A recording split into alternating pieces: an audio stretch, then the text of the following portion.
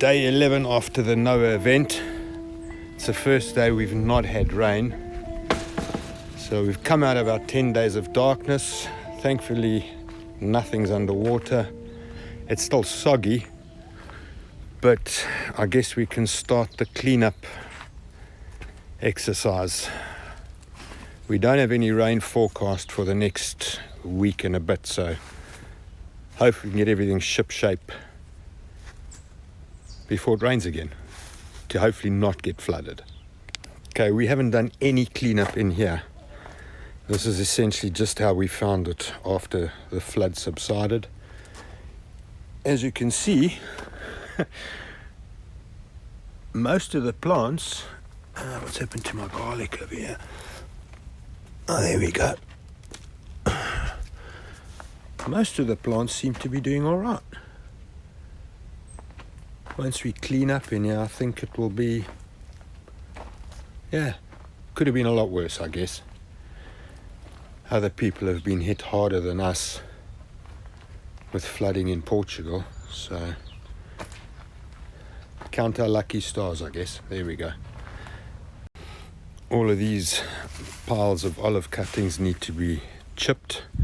We'll need that for the tidy up, to put wood chip paths between the beds, etc.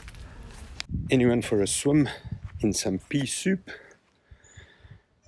That's what happens when your pump doesn't run for a week or so because it's flooded. Well, that's fixed, so I've got to sort the pool out next. So pump's back in and working. Hopefully we can get the pool turned blue again. I didn't bother filming it, just stripped it, cleaned it, blew it out with a compressor, and then left it on top of our boiler overnight to dry out any residual water from the winding. So, worked a treat.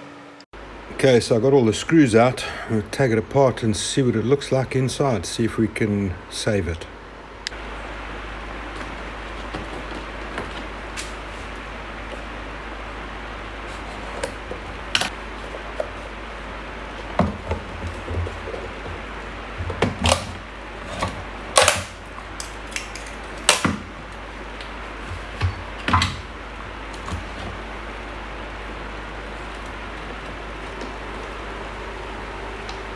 Oh, we should be alright. It's wet, but if we dry this all out and make sure it's 100% dry before firing it up, I think we'll be alright. Here's hoping. Don't think you'll see it, but it's wet to the touch. Okay, we'll sort that.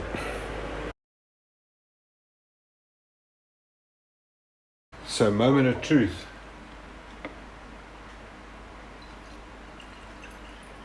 Bit of water.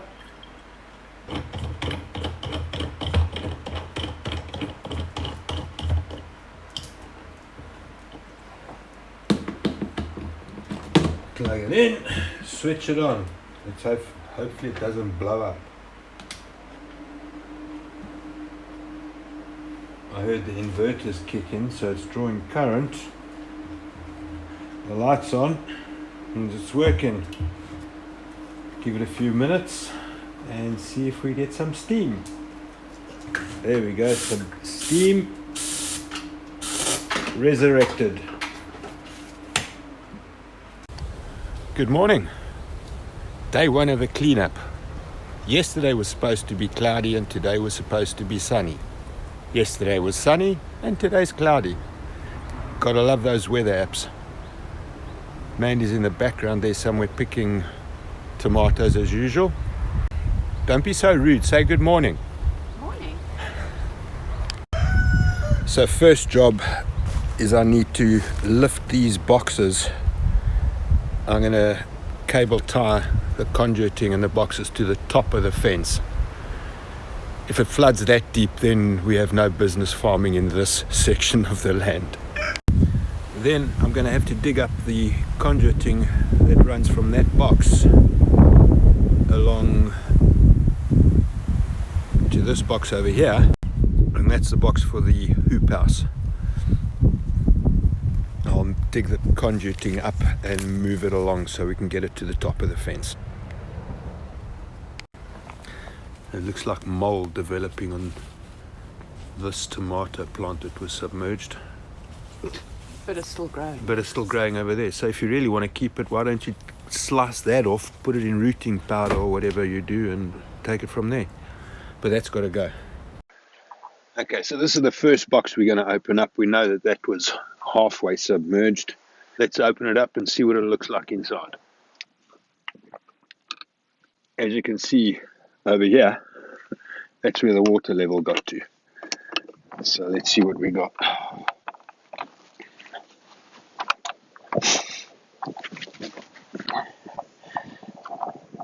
If the cabling for the automated irrigation gets wet, it's not too much of an issue. It's only 24 volt AC.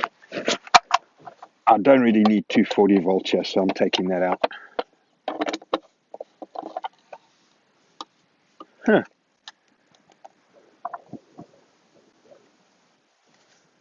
Well, that's surprising. That box actually stayed dry, even though it was halfway submerged. Impressive. Totally dry. No, that's impossible. Unless it's drained out. Wow. Okay. On to the next box. Somehow, I don't think this box is going to have fared as well. This was submerged totally for 4-5 days. Look at the water coming out already.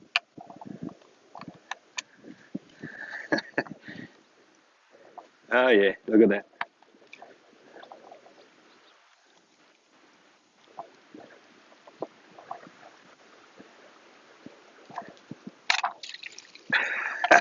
I think that got wet.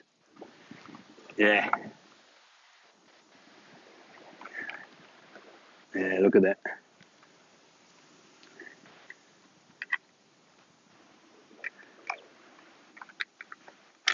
Alright, I hadn't connected the power to that one. But this is where it would have been shorting. Right from the early on.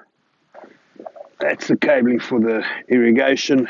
That's 240 volt mains that feeds through into the hoop house. You'll see there's actually water in the conduit. Watch over here. Over there.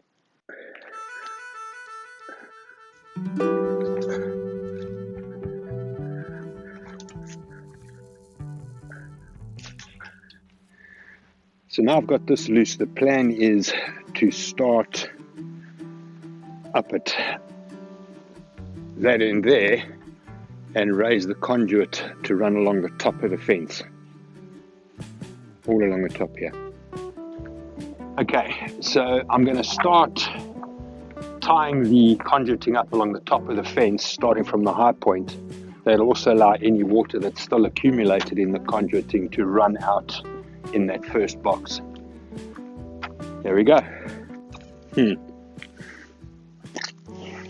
Problem, it's not going to work. It goes around that pipe. I'm going to have to knock that out. So I don't really feel like doing, because that's going to cause the fence. Why is no simple job ever simple? So what I did, instead of knocking that supporting post out, which would have meant the fence would have started collapsing, it would have been a nightmare to put back together, I disconnected the box down that end. I'm just pulling it back and I'll feed it round the pole, take it back, and then I can tie it up. There we go.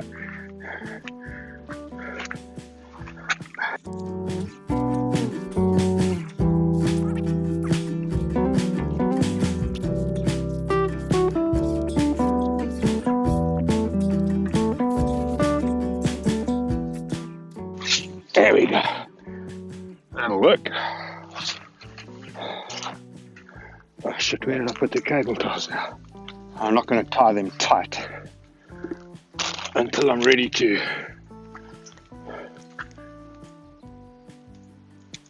pull it straight.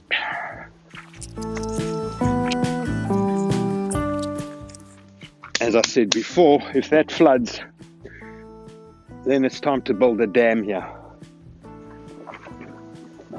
Can we go find the cable ties?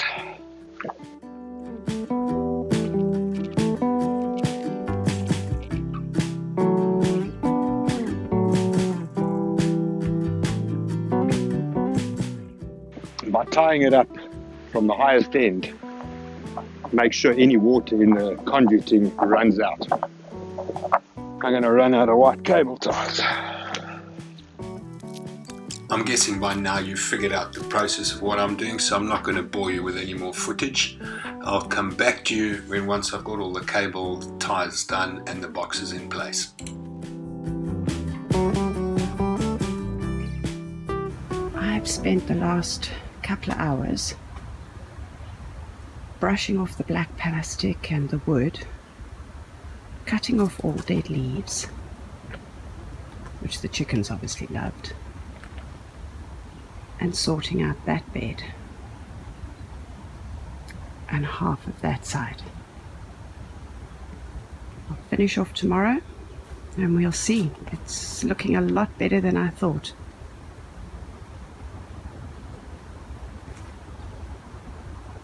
Post-flood pickings. Can't complain, eh?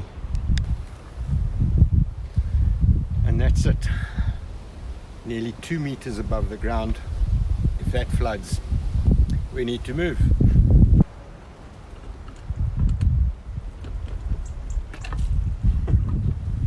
Yeah, it's wet.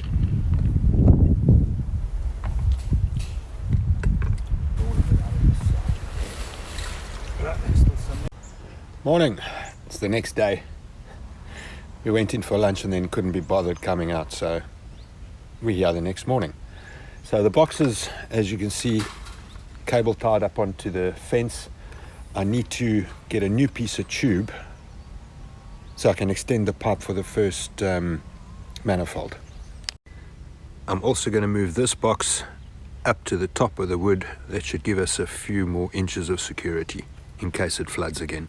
So he's going to pull this piece out and replace it with a longer piece of pipe and a longer cable for the irrigation.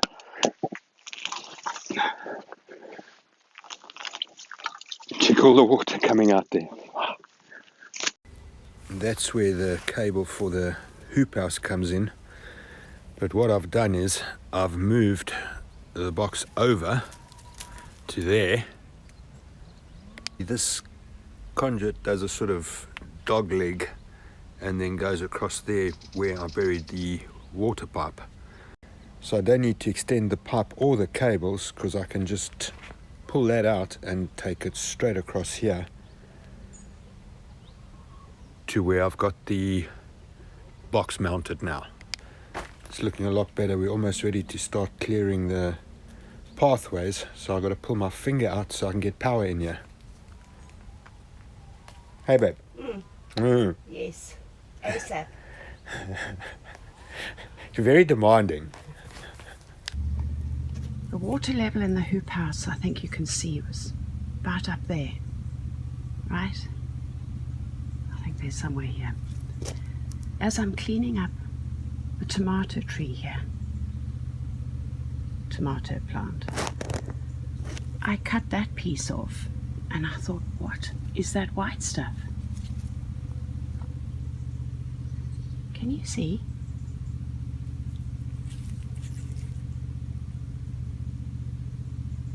It's roots. This was sitting on the ground, and if you have a look here, where the level of the water was, there's roots.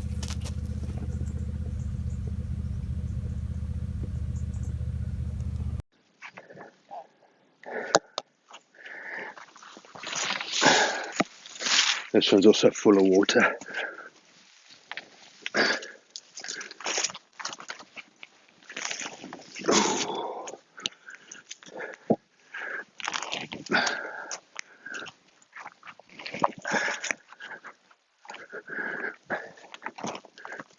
Okay, I'm going to need to dig away the soil here so that I can pull this back around this mounting post, and then I can run it straight across here, which should then give us enough length to connect back into the box without having to add conduit or cable. We might have to cut it slightly shorter. Thank you. Let's see if we can adopt a lazy man's approach. There we go.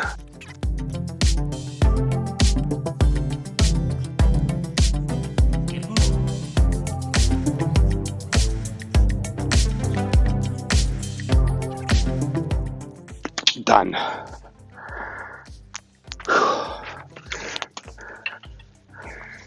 Moment of truth. It should be long enough.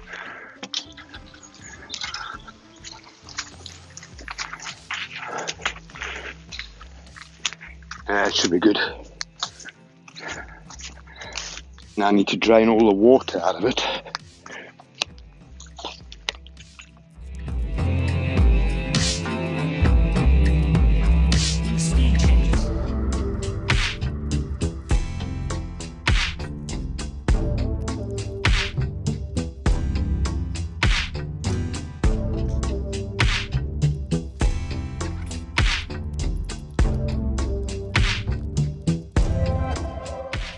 Okay, all the water's out. So I've measured it out. Actually need to cut a foot off this conduit, so my plan worked. Muddy.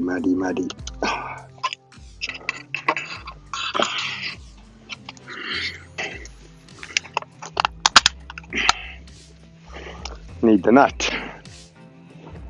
I'm glad I didn't feed that all the way through.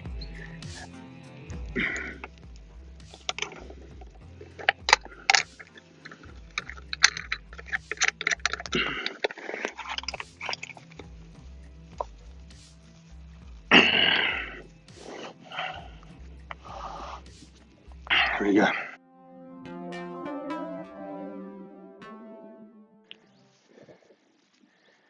And there it is. I just pull it through now. Oh, come on. There we go.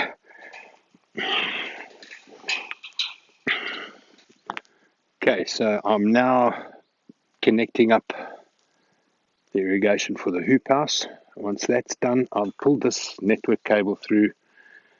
I might want to put network into the hoop house, so I can always put a join here and pull another cable from here through to the hoop house if I need it. You might have noticed, instead of disconnecting the cables when I took it apart, I just cut the cables off.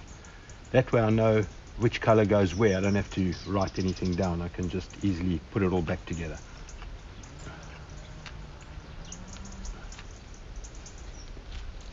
And I'll do them one at a time because my memory is not what it used to be. I suppose I should put my glasses on as well. Yeah, that'll help.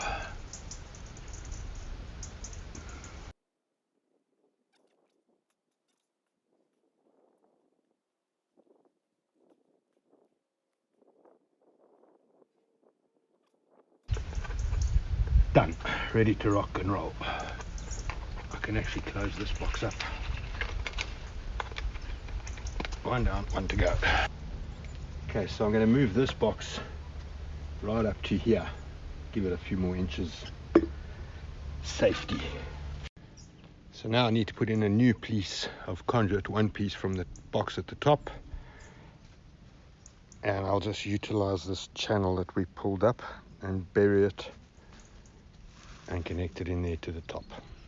So I won't bore you with too much of this footage.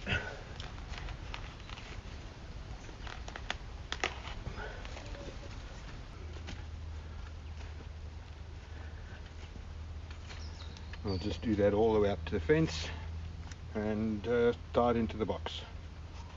See you in a bit. Okay, you ready? Yep. So for this piece of work, I needed Mandy's help. Pulling cables through these flexible conduits is a nightmare, especially when they're not cemented in place. Yeah, thank you. So the manifold box for tier 1 wired in, I just got to close that up. And the junction box for the hoop house wired up as well.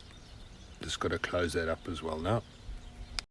just have to do the final hookup here for the junction box for the irrigation manifold in tier 1.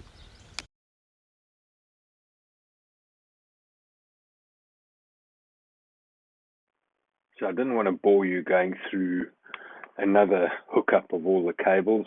I finished hooking up the connections for manifold 1 and was then ready to do the final hookup where I had disconnected the power so I could get power back into the chicken coop so I could make sure I could see what the girls were up to at night using the video cameras. This is the junction box at the end of the orchard where I tee off the power into the chicken coop, where I've got a PoE Ethernet switch that runs a couple of cameras in there so we can keep an eye on them. The water you see in there is probably because when I disconnected it, I probably didn't close it properly. We've had rain since then. When I opened this box after the Noah event, it was completely dry. So I'm assuming that this is from the rains since I opened it. After connecting it all up and testing that we had no shorts, etc., it was time for me to go up to the house and switch on the main breaker.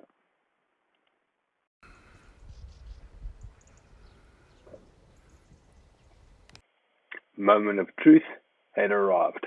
Time to plug it in and switch it on. Success! We now had power back in the hoop house and we were able to test out Mandy's theory about using some fine, well, not fine mesh, but a mesh that the stones wouldn't fit through. Let's see how that worked out. Apart from getting clogged a little bit more often than I would like, it seemed to be working okay. We'll probably need a little bit more refinement, but at the end of the day, we're not sucking any big rocks down the vacuum tube. So I think this is going to work out all right. We'll give it another go tomorrow. As you can probably tell, while I've been messing about outside with cables and conduiting and boxes and what have you, Mandy's been quite busy in the hoop house. She's sorted out all the plants, the existing plants, sorted the soil out, and it's all looking decidedly better than it did just after the flood. So I think we're going to be okay in the hoop house. We've got more seedlings to plant, which we'll get on with probably tomorrow. But all in all, looking very good. So in 2 days, I think we've made pretty good progress. We sorted out all the electrics. We've cleaned out, I've sorted out the electrics. Mandy sorted out the hoop house. And we're ready to test the irrigation system tomorrow. Hopefully that's all okay. And we can carry on with restoring the rest of the vegetable garden. Hopefully our compost piles are ready, well, at least some of them, because we sure are going to need it in the next couple of days. We've got a lot of backfilling to do, but I think we'll get through it, and growth should continue. Thanks for watching. Stay safe out there, and we hope to see you next week.